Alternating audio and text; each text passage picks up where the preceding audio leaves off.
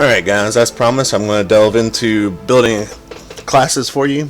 We're going to start off with the one that's right in front of you, the fighter. So I'm probably going to choose a background. I'm probably going to do soldier because it's a decent fighter background. If you want to see what all the backgrounds are and all the sub-races, I did make a video on that previously, just check that out. I like the extra con, whoops, I'm looking at sailor, sorry. I like the extra strength and the extra physical damage, and the inclusion of 2 healing potions on the start is great for your first couple levels, because your first couple levels can be pretty tough. They did bring it down a little bit recently, but just to be sure, it helps your survivability, especially as a tank. Alright, I'm not going to goof around with appearance. I'm just going to show skin, hair, eyes, blah, blah, you know, I'm going to show you that these are what you can change. I might make a video about that later, just so everybody can kind of get quick videos of things that went on. My previous 3 videos were just there to, you know, the game is just fresh out. I want to get as much information out as possible. You can find it on the wiki if you go to Sword Coast and then click on community. Underneath it is wiki. You can find most of this information there. But I wanted to make some videos for everybody. Equipment, you do get some starting equipment based on your class, on what your class can use right to start. If you do add stuff right now, none of it's added, so if you're a mage and you spent the points to get yourself heavy armor ability, you won't be able to choose heavy armor from the armor list at start. You'll have to go buy yourself some heavy armor. There are some people asking for them to add that. It might come out in the regular game, but for now you can't. So here's the stats. Point by 27 points. As you can see, I took the regular human. Gives you +1 to everything. Helps to even out everything. I could have done the alternate human, but I decided to stick with the regular one for now, because I'm just wanting to show you guys their abilities primarily. But we're going to try and get as many points as I can in strength. Should be able to get it to, yeah, 17. The maximum they allow you to buy is that right there. You can get to 17. If I had the other human variant, I could have got this to an 18. I would have lost the +1s, but it would have been a little more damage and attack power. Next thing we're going to max out is con. Then we're going to max out the dex.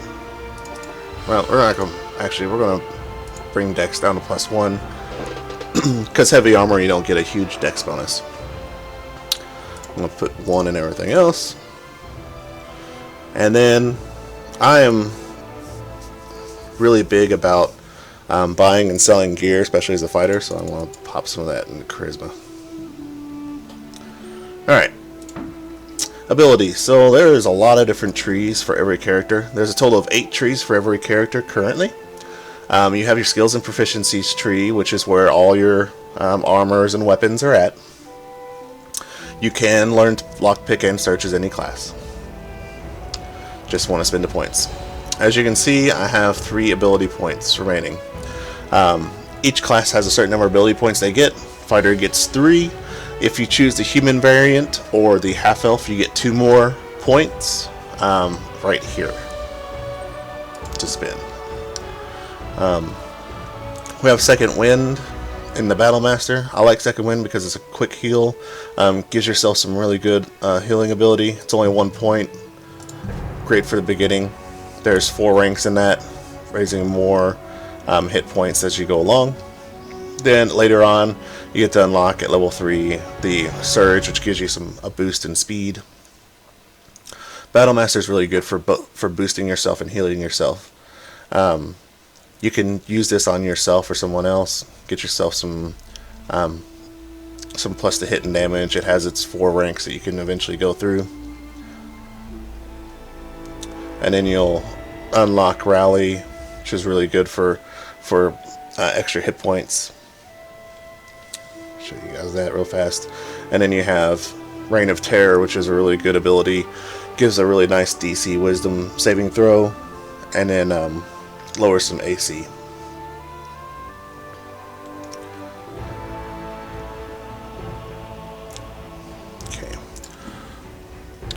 Next things, I like Sure Strike when I unlock it at level 3. It's really good, does a good amount of damage. Has a slow timer on it, but it's really good for a quick hit. And it also helps him unlock improved critical, which always gotta love improved critical for just about anything. Extra critical hits are a must for a fighter. So there's all the Sure Strikes. You also unlock Weapon Master, so that's the reason why I like Sure Strike the most, is you get improved critical and Weapon Master. And Weapon Master, this is what gives you your extra attacks. So you're going to go through there, you're going to get yourself up to 3 extra attacks total with Weapon Master.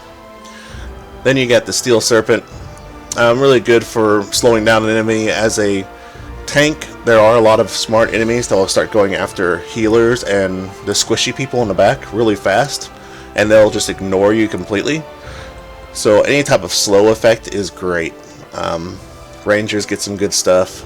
Fighters have the Steel Serpent with 2 ranks in that, giving a really good penalty and movement, and it helps unlock some forceful blows, which will help you knock down your opponent as well. Give yourself some good control over the battle. So that's why I'm going to take Steel Serpent. If you're a 2-weapon fighter, this is your tree. If you like to use 2 weapons, this is a tree that is shared with the Ranger. You can start off with Whirlwind, which will unlock your ability to riposte, which is pretty good. Does some good damage. Gives you a good parry as well. Help prevent some damage. And of course you got the 4 tree of Whirlwind attack, which hits everything around you in a big circle. You got Crimson Edge, which is good for some damage over time, some dots. As you can see, there's a few of those. Feel free to pause the video and everything. That's why I'm going through these a lot faster than I did before.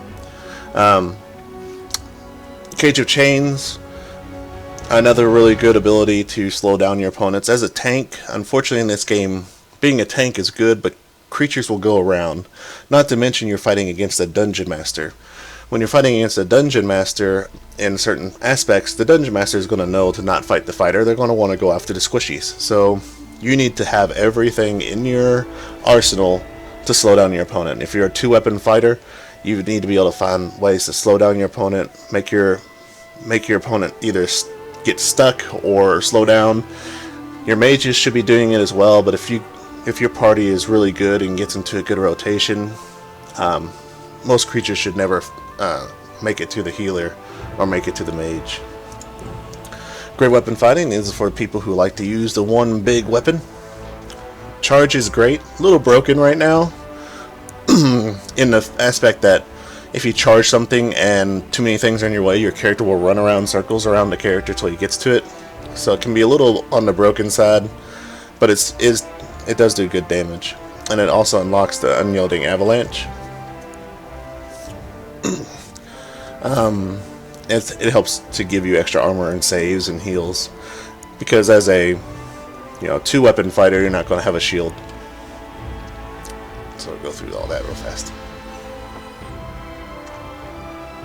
Eventually giving yourself plus 8 armor save and plus 10 to saves. Cleave.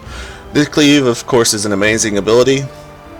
It works almost exactly like it does in real D&D. You kill something, there's something within 180 cone of you, you will hit them as well. Really good, does a lot of damage. And you go all the way down to 4. Power Attack, another great ability. As you can see, it's a huge attack. It does a lot of damage. And unlocks Shockwave, which is a lot of damage for a force ability. You can hit some guys some pretty nasty damage in a great weapon fighting. That was really well done. Protection, I don't see this tree used too often. A lot of people don't like it because they feel the great weapon fighting and stuff is able to do what it needs to do. Shield Bash is really good. You'll bash something, you'll stun it briefly. That's a slowdown. It's great for tanking. And then eventually you add Shield Bash 2, you actually knock them down. And then you have the Shield Rush, where you start running towards your opponent and knocking them down. This is pretty good for a quick 8 second block. There are a lot of archers and ranged attackers in this game, and they can mow you down really fast, so a good shield wall can be well received. Bulwark. Give yourself some extra AC, give yourself some really good damage resistance. Get this at level 5 if you decide to do protection. It is really good for protection, especially since you're using a shield, so you're going to have a higher AC than most. And of course, extended defenses. So, and this tree definitely gives you much higher armor class. As you can see, passively you get yourself another +2 armor class. And will actually give you your friends +2 armor class as well. Marshall, this is a tree shared amongst a lot of the close range fighters. It has one of the most useful abilities, Victorious Surge, which I'm going to take because it is a decent hit with a good rebound of healing, and you can eventually get it down to Victorious Surge 3, which gives you some pretty good hit, pretty good healing, and there's no level requirement on it, so next level I can max this out. Every level you're going to get 3 points, by the way. Here's Impede. Another good ability for slowing down an opponent. You don't get it until a little later though, and then you get 2 ranks of it. It does unlock Wounding Blow. Extremely great for having that pesky team of people who have a bunch of healers.